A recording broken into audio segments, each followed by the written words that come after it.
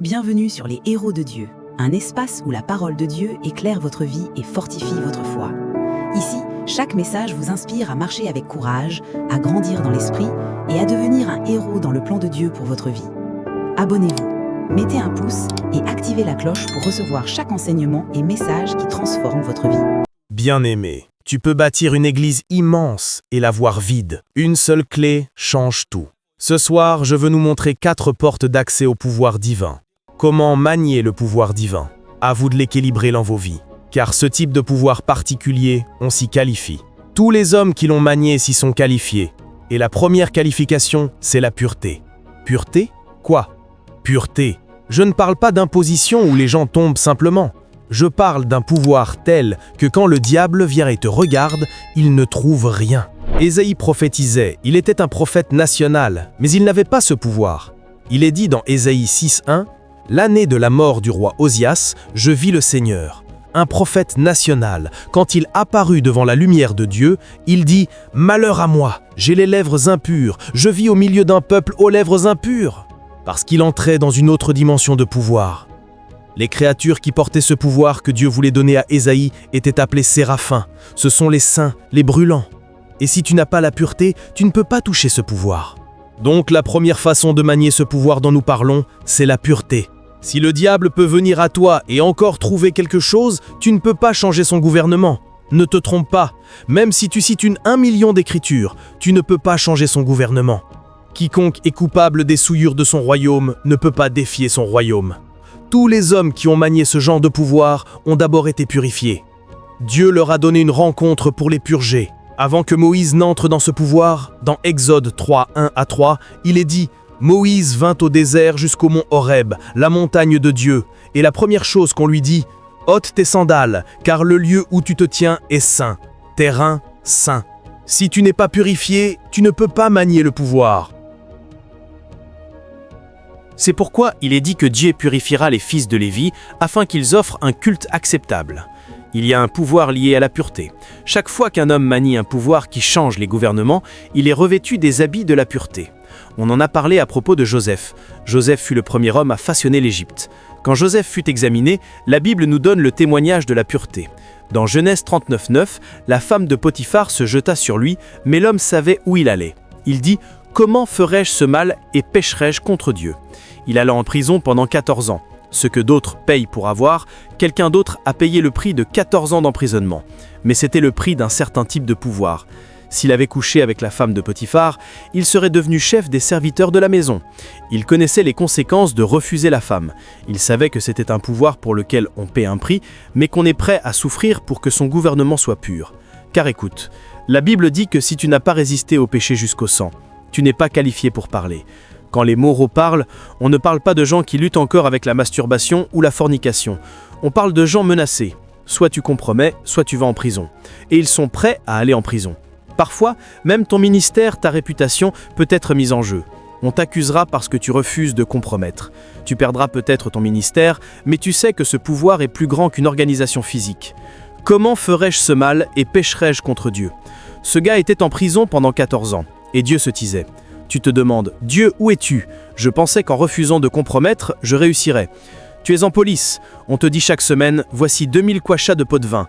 Tu dis, je ne prends pas de pot de vin. Ton patron te regarde et dit, comment oses-tu? Il t'envoie dans un village sans électricité et tu y restes 10 ans. Et Dieu se tit. C'est le prix du pouvoir de Dieu. Tu es au gouvernement. Tous les parlementaires ont compromis. Tu es le seul à tenir bon. Quand tu te retournes, on dirait que tu es nu. Tout le monde te fait ennemi. Mais tu tiens bon. Ils te font ennemi, mais tu tiens bon. Quand tu refuses de reculer, à un moment, quelque chose commence à se produire. Les cieux commencent à bouger. Les cieux commencent à bouger. La raison pour laquelle nous ne voyons plus de puissance, c'est que le compromis fait partie de notre vie. Pour la gloire, les hommes compromettent. Pour l'argent, les hommes compromettent. Pour les opportunités, les hommes compromettent. C'est pourquoi tu ne vois plus les puissances des siècles à venir. Tu ne trouves plus d'hommes qui disent « Si je péris, je péris ». Tu ne trouves plus d'hommes qui disent « Ô roi, nous ne prendrons pas garde à répondre en cette affaire. Si tu veux, fais chauffer le feu 7 fois plus. Mais Dieu ne parlera qu'une fois jeté dans le feu. Mais ils ne changeront pas d'avis. Tu veux manier le pouvoir de Dieu? Tu dois payer le prix de la pureté. La Bible dit dans Jean 14:30, Jésus lui-même parlait, car même Jésus fut testé. Il dit « Le prince de ce monde vient à moi, mais il ne trouve rien. Tu ne peux pas défaire le gouvernement du diable si ton vêtement est souillé. Tu peux citer les Écritures, prêcher d'excellents messages, mais les princes savent que tu n'as aucune autorité dans leur royaume. Tu peux même utiliser la révélation du nom de Jésus et chasser des démons. Mais tu ne peux pas toucher le gouvernement d'un prince, car ces gouvernements sont légaux. Si tu es victime et esclave de ce gouvernement, tu ne peux pas le défier. C'est une loi dans l'esprit. À qui vous vous livrez comme serviteur pour obéir, vous êtes serviteur de celui à qui vous obéissez. Il dit, l'année de la mort du roi Osias, je vis le Seigneur. Comment un prophète national peut-il se présenter différemment au ciel ? Sur terre, tout le monde t'appelle prophète, mais au ciel, tu es un homme à lèvres impures, parce que quand on t'examine là-haut, on n'est pas ému par la parole de connaissance, on est ému par la pureté de ton vêtement. On te regarde et on dit, pourquoi ton vêtement est-il souillé ? Ne connais-tu pas les exigences ? Il dit, ton vêtement doit être blanc et ta tête ne doit pas manquer d'huile. C'est la loi du sacerdoce. Cela va au-delà de citer les Écritures. Tu peux avoir toute la révélation, mais si ton vêtement n'est pas pur, tu as perdu dans le jeu du pouvoir. N'as-tu pas lu à propos de Daniel ? Dans Daniel 1, 8, 9, on leur dit « Mangez la nourriture de la chambre du roi ». Il dit non. Daniel et ses amis décidèrent dans leur cœur de ne pas se souiller avec la portion du roi. La Bible dit finalement, à partir du verset 17 jusqu'à 20, quand le roi leur posa toutes les questions, ils étaient 10 fois meilleurs que leur père. Un moment vint d'où Babylone était en crise. Personne ne pouvait sauver Babylone. Ils retournèrent chercher Daniel. On usa de politique contre lui. Il n'était pas dérangé. Il retournait dans sa grotte et s'y tint. « Tu peux souffrir 10 ans. Attends, c'est une promotion déguisée. » Daniel était là. Soudain, le roi continua sa folie. Une main vint écrire sur le mur. Le moment où le roi, monté sur le trône par la politique, ne pouvait survivre, la seule chose qu'ils purent faire fut de retourner chercher Daniel. Et ce fut la reine qui recommanda Daniel. Quand tu as ce genre de pouvoir, tu n'as pas besoin d'être acheté. Même les gens dans les ténèbres sauront. Celui-ci est un homme de Dieu. Quand Daniel se présenta, il entra dans la chambre du roi et commença à parler le langage des anges. Tu as été pesé dans les balances. Comment sait-il ? Parce que là où Daniel allait, on jugeait les rois. Il dit, « Ce soir, ton royaume sera divisé entre les Mèdes et les Perses, et ton gouvernement sera renversé. » Un seul homme parla, et en un jour, Babylone tomba. Dieu lui-même a dit, « Ferai-je une chose sans le dire à mon serviteur Abraham ?» Un verdict conclu au ciel, Abraham devait être consulté. Abraham se leva pour oser changer ce que Dieu avait conclu. Loin de toi, Dieu juste, de détruire le juste avec l'impie. Et s'il y avait 50 justes ? Dieu regarda un homme mortel et dit, « Parce que tu as demandé, si je trouve 50 justes, j'épargnerai le pays. » Abraham s'arrêta à 10, et Dieu était prêt à changer d'avis jusqu'à 10. C'est ça le pouvoir. La deuxième façon d'accéder et de manier le pouvoir de Dieu, c'est par la séparation. Tout homme qui a manié le pouvoir dans l'Écriture était un homme qui, à un moment ou un autre, fut séparé pour Dieu. Moïse dans Exode 3:1. La Bible dit qu'il alla à Horeb, l'arrière du désert, jusqu'à la montagne de Dieu. Tu ne peux jamais entendre cela. Tu ne peux pas manier ce pouvoir de Dieu si tu ne connais pas la séparation. Si tu veux, lis tous les livres de Kenneth Hagin, regarde toutes les vidéos de T.L. Osborne. Si tu ne passes pas de temps à te séparer pour Dieu, parce que la séparation est la preuve que tu peux tout laisser pour Dieu, que Dieu est ton premier amour. Un homme qui ne peut pas se séparer pour Dieu ne verra jamais le pouvoir brut de Dieu. C'est un schéma dans l'Écriture. Après que Moïse eut attendu Dieu, une autre fois, il attendit 40 jours avant que la loi ne lui soit donnée. Quand il descendit, il se prosterna encore 40 jours, 80 jours. Tu sais ce que c'est 80 jours ? 80 jours, c'est 2 mois et 20 jours, presque 3 mois. L'homme attendait Dieu, ils avaient du pouvoir. Le signe que tu as dompté ta chair, c'est que tu peux éviter la distraction et rester avec Dieu. Et un homme qui n'a pas d'autorité sur la distraction ne peut pas manier le pouvoir de Dieu. Même Jésus, le Fils de Dieu, dans Luc 4:1, la Bible dit que l'Esprit le conduisit dans le désert. Il fut séparé pour Dieu pendant 40 jours et 40 nuits. Il faut la séparation pour manier le pouvoir. Paul l'apôtre, la Bible dit dans Galates 1:17, après que Jésus l'eut rencontré, il vit Jésus glorifié. Il n'a pas lu de livre, Jésus lui-même lui apparut. Et après que Jésus apparut à Paul, la prochaine chose fut un miracle. Ses yeux s'ouvrirent. Mais Paul dit, « Je suis allé en Arabie. » Il eut un temps où Paul alla attendre le Seigneur et le Seigneur seulement. C'est dans ce lieu de séparation qu'il fut habilité. Notre génération est trop distraite pour même rassembler son esprit pour recevoir de Dieu. Quelqu'un est sur YouTube du matin au soir, regarde des films, il est sur Facebook, regarde des photos, discute, puis il vient à l'église, ferme les yeux 5 minutes et dit « Seigneur, nous t'aimons ». Et il s'attend à voir la main de Dieu, si c'est si facile. Ah, notre génération est trompée. Pourquoi penses-tu que les anciens cherchaient toujours des montagnes? Ce n'est pas parce que Dieu est sur la montagne. Ils avaient besoin d'un endroit calme, séparé des distractions de ce monde, pour que leur âme se connecte à Dieu. Si tu ne peux pas te séparer pour Dieu et tout abandonner, Dieu ne peut pas se poser sur toi. Il faut du temps pour que la gloire descende. Il faut du temps, il faut du temps. Il faut du temps pour qu'un homme porte quelque chose de tangible. Il faut du temps. Cette génération qui rivalise pour tenir le micro n'est pas une génération prête au pouvoir. C'est pourquoi tu prêches. Personne ne se souvient. Tu es venu parce que les onctions ont différentes dimensions. Il y a une dimension intelligente de l'onction, mais il y a une dimension de poids de l'onction. Quand tu parles, même ceux qui ne te comprennent pas, la parole frappe leur cœur et ils ne peuvent pas le nier. Ils haïssent Dieu, mais ils savent. C'est ça le poids. C'est la gloire. Elle vient sur un homme, sur la montagne de la séparation. Et donc, tous ceux qui ont manié le pouvoir, encore et encore, ils s'isolent.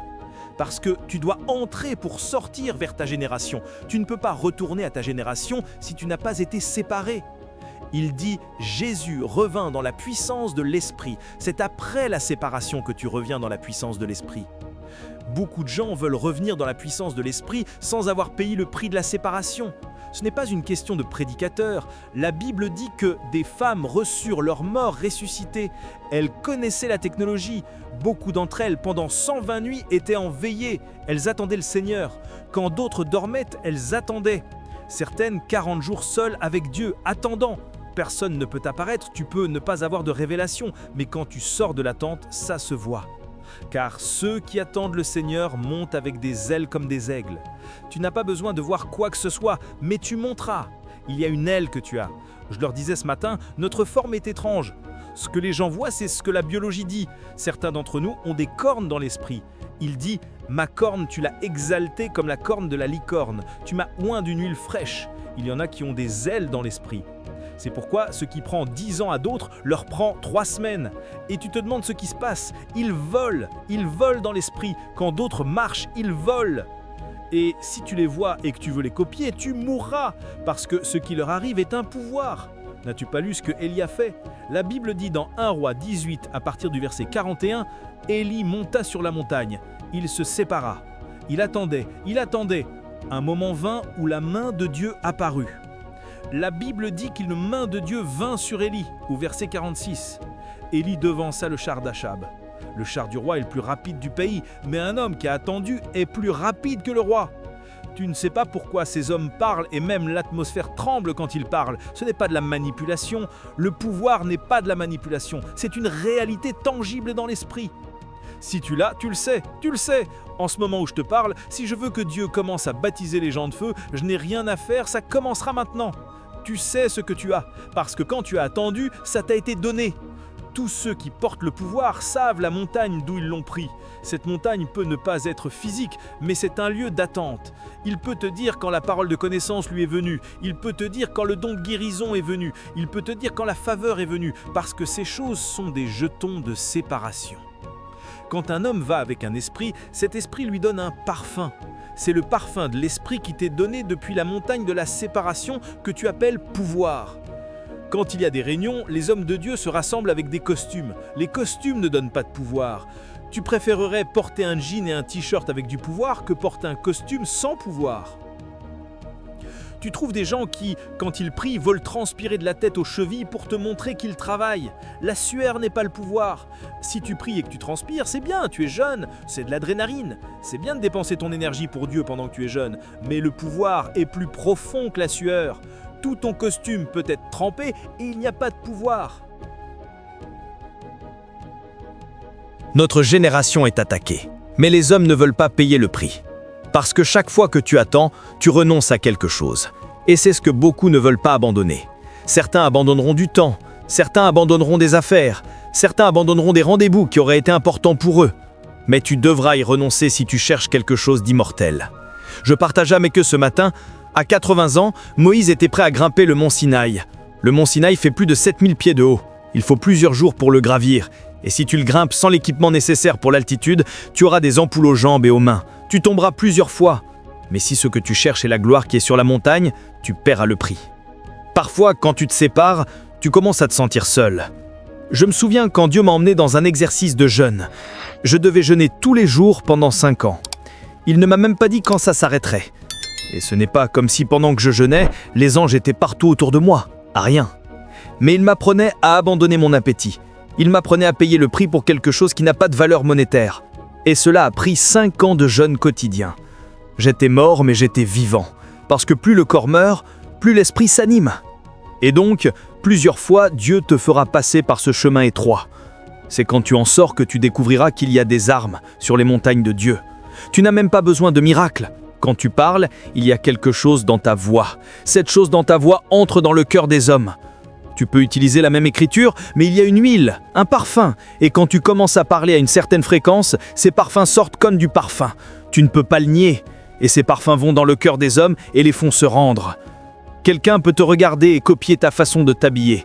C'est plus profond qu'un code vestimentaire, c'est une piqûre dans la voix. Et c'est dans l'atelier de l'attente qu'une opération est effectuée sur toi. Quand Moïse attendait, la Bible dit qu'il sortit et que son corps commença à briller. Même Moïse n'en était pas conscient. Mais les gens qui le virent savaient qu'il y avait quelque chose de différent. Quand tu attends et que tu sors, tu n'as pas besoin de jouer. Les hommes te diront « tu es différent ». Il y a quelque chose en toi qu'on ne peut pas expliquer, mais on sait qu'un parfum a été mis sur ta vie. C'est ce parfum qui te donne l'autorité pour adresser ta génération. Tu ne parles pas tant que tu n'as pas attendu. Il dit « attends jusqu'à ce que tu sois revêtu de pouvoir ». L'investiture est un produit de l'attente. Une génération qui ne veut pas attendre veut manier le pouvoir. C'est de la fraude spirituelle. Quand tu attends et que tes éléments sont éveillés, même les païens viendront à toi. Il dit « les païens viendront à ta lumière, même les rois viendront à la clarté de ton lever. » Les rois endureront l'affliction, la douleur et la souffrance pour te trouver. Si tu veux être une star, ils te chercheront. Dans Luc 1,80, il est dit que Jean était dans le désert jusqu'au jour de sa manifestation. C'est dans ce désert que les pharisiens allèrent. C'est dans ce désert que Jérusalem et la Judée allèrent. Ils n'avaient pas besoin d'annoncer « Je suis Jean, je suis venu ». Non, quand ils criaient de là-bas « Voici la voix de celui qui crie dans le désert, préparez le chemin du Seigneur ». Quiconque entendait Jean, son cœur était touché, parce qu'il y avait un pouvoir que Jean portait. Il avait attendu jusqu'à ce que ce vêtement vienne sur lui. Il avait attendu jusqu'à ce que le poids vienne sur lui. Et quand Jean parlait, tu savais qu'il avait rencontré un esprit.